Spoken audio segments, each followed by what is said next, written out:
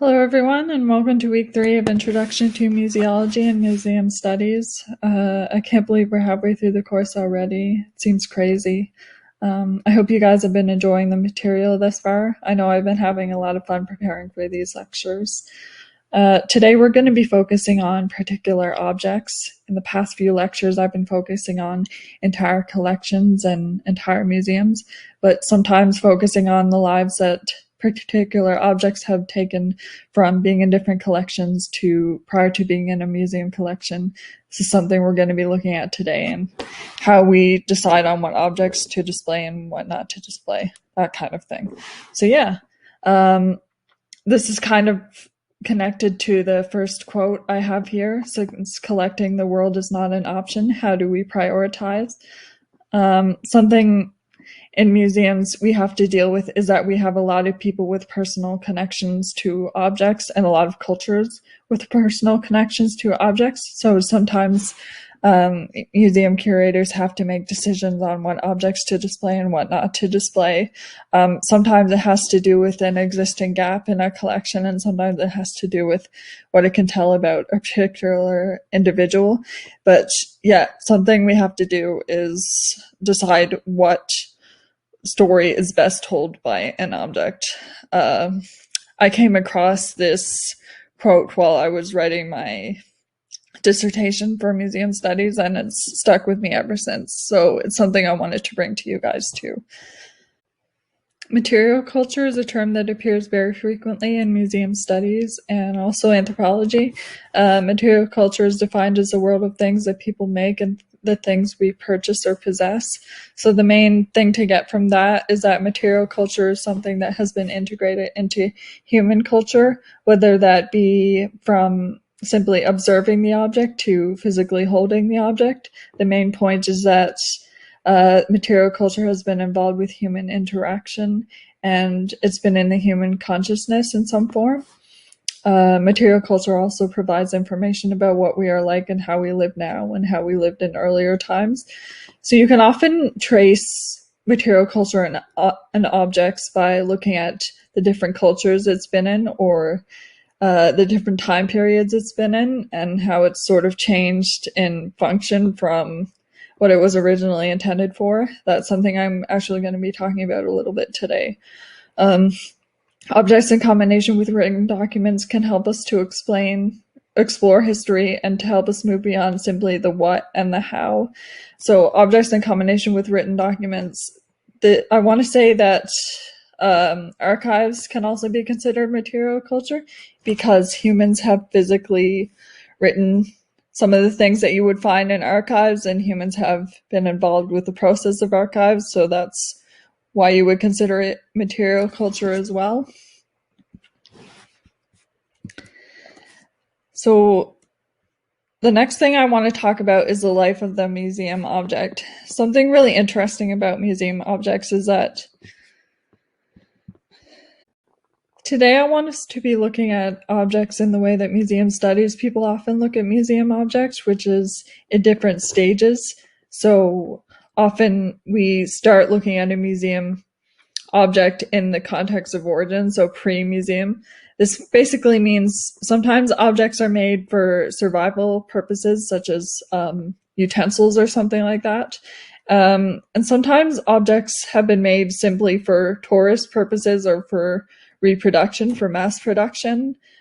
This is when you'll see similar objects in different collections, different museums. These were objects that would have been made for mass production. And then we have objects that are made simply to be observed.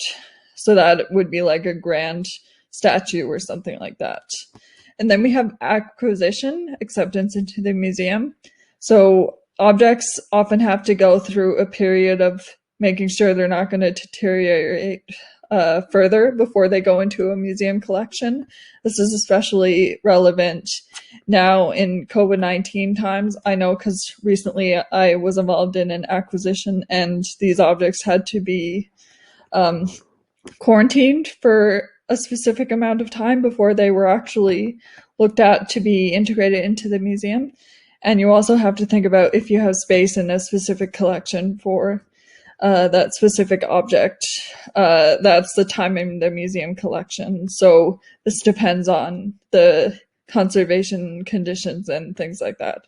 Because sometimes you can leave an object in storage and it can deteriorate from that method, things like that. And then there's display exhibition. So that relates to an object finally coming out of storage and being part of the public observation. I've seen some objects that have never been on display in the collection. That's really interesting to me as well, because these objects, which obviously served a specific purpose at a specific time, have been out of the public eye for a long time. That kind of thing interests me too. So with this life of a museum object in mind, I want us to look at our first example, which is the Meissen Lion. First, I'm going to tell you about the pre-museum, which is the reason these lions were created. These lions were part of an ambitious project undertaken by a ceramic factory during the 18th century, which involved the creation of a myriad of porcelain animals. They were initiated into the factory by 1730, and all of these animals were intended for display in the Japanese palace.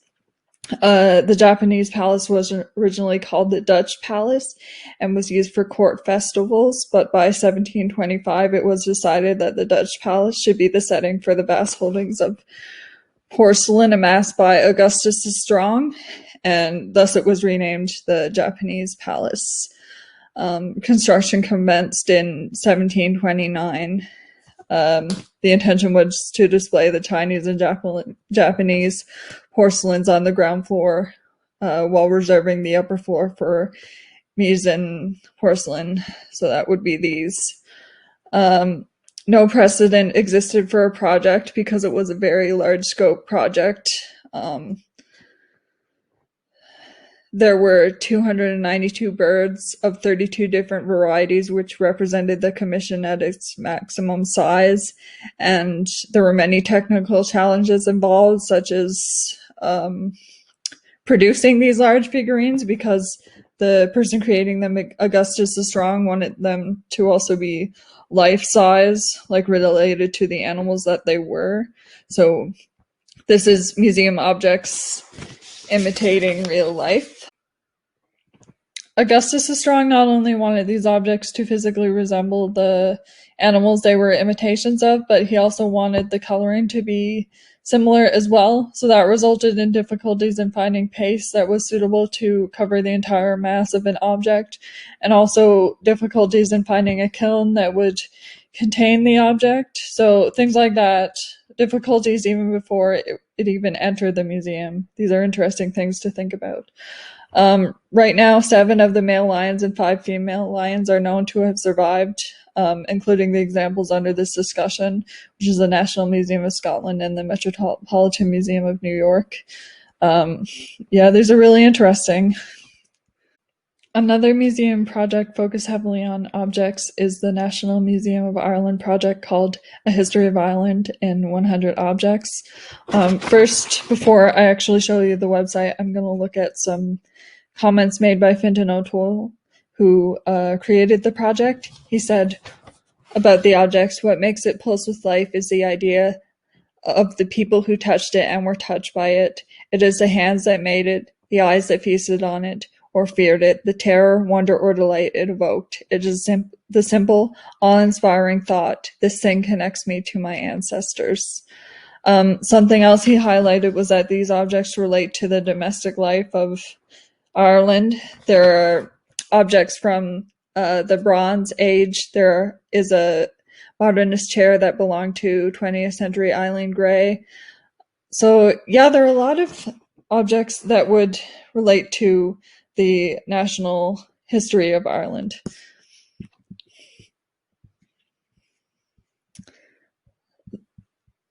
This website is really interesting because you can explore the objects online. So this museum project has a function where you can look at these objects online. And when we look at these online, we can see the different functions that these objects would have had, such as the fish trap and the Neolithic bowl would have been used for survival. ceremonial axe heads, Neolithic bag. There are also a lot of domestic objects, which, as I said, was highlighted by the creator of this project. Another thing I want to highlight too is that there's more domestic objects such as a cooking pot and a teapot. And then there are ceremonial objects, which relates to a different sphere as well. The main thing I want to highlight about these objects, a cabinet of curiosity. The main thing I want to highlight about these objects is that they were all made for a specific purpose, and there was obviously a human involved in creating these objects. So that's something that is explored in this project. A human physically touched it, and when you look at these objects, you are physically being connected to the people who created these objects or who use these objects. A totally different method of exploration that this project highlights is putting the objects on stamps, which is really interesting. So you're not only looking at this object on a stamp when you're sending it to somebody, but you're also, I assume you would be sending it to somebody so that Irish culture would be sent to somebody else. So this is sort of ways objects can be used for exchange and sort of cultural exchange. So yeah, these are really interesting things that you can do. In the coming weeks, or in the last week, I'm going to be talking about online collections. So these ideas of exploring collections online will be brought about then too.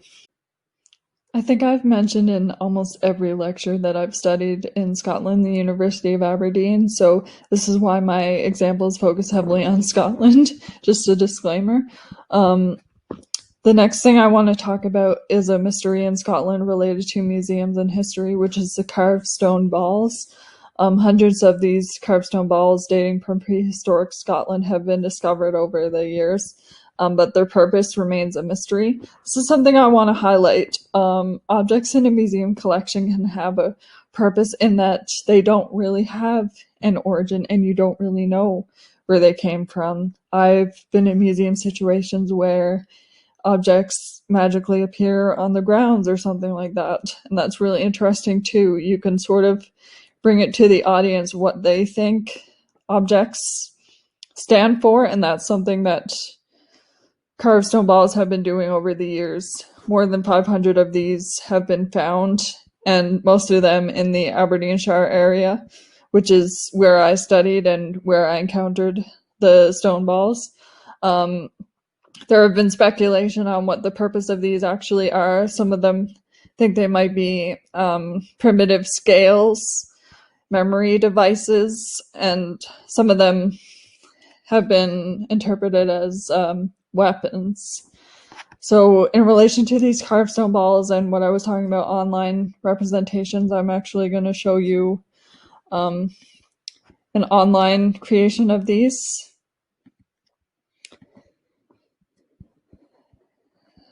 So you can look at these carved stone balls on this online database.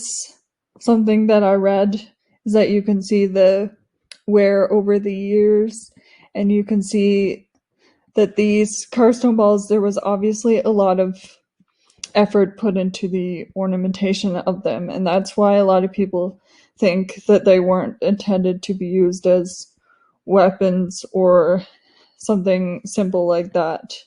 They think they were more decorative. I can put this link online so you can look at it for yourself, but yeah, these are the carved stone balls, and they still puzzle Scotland to this day.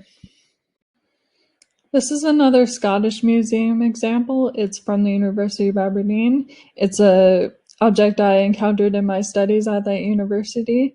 I wanted to end on this object because it highlights themes I've been talking about throughout this lecture. Something I'll focus on is that this is a replica statue. So you could say that it's an imitation of an imitation because a statue is an imitation of a real person. Another thing I want to highlight is that it was composed of two parts: the original context, the head from the classical period, and the body, which is a 19th century edition. So if you remember from the beginning of this lecture, I talked about the lives of a museum object. So this is clearly an example of an object that has had to be altered over the years and that has had a long life. And yeah, I really find it interesting when museum objects have long lives like that, and you can see the process of not only the original context, but the museum stuff that has been exerted on it as well. The biggest takeaway from this lecture, I think, is that humans by nature are very tactile people, and that they learn by using their senses and by interaction and by using their emotions. And that's why studying objects is so important, I think, because it shows you can look at an object and you can sort of exert your own personal experience with similar objects. So even if you don't understand the original context, you can sort of relate it to something in your own experience. And yeah, that's something great I find about museum studies in general. And I hope this is something that is coming across in not just today's lecture, but in the course as a whole. Who knows, objects that you use today could be in a museum in the future just because it relates to a human in general, and that human is you.